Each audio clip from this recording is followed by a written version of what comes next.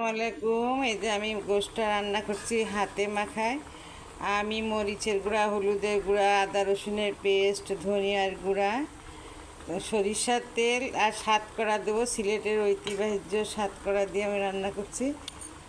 এখন আমি লবণ দিলাম, সব কিছু দেওয়া হয়ে গেছে। এবার আমি মাখাই নিয়ে আমি এটা প্রেশার কুকারে রান্না করছি।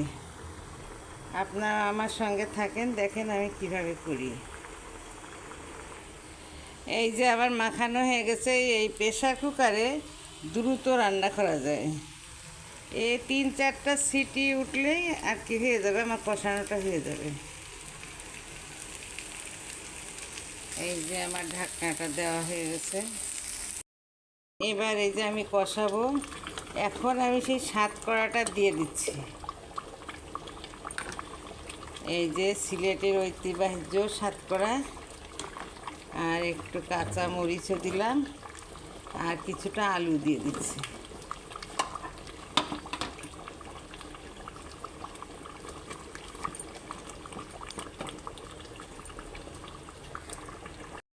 এবার আমার স্পেশাল মশলাটা দিয়ে দিলাম, তেল বের হয়ে যাচ্ছে। এখন আমি ভালো করে কষাই নেব। সাতকড়াটা সিদ্ধ হয়ে গেছে।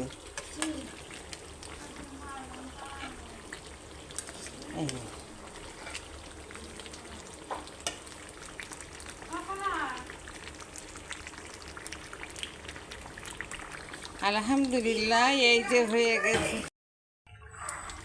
আলহামদুলিল্লাহ, এই যে হয়ে গেছে আমার সাতকড়া দিয়ে গোশ ভুনা। সেই স্বাদ।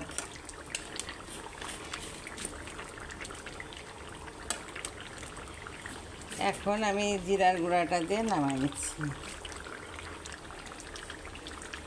এতক্ষণ আপনারা আমার সঙ্গে থাকার জন্য ধন্যবাদ। আল্লাহ হাফেজ।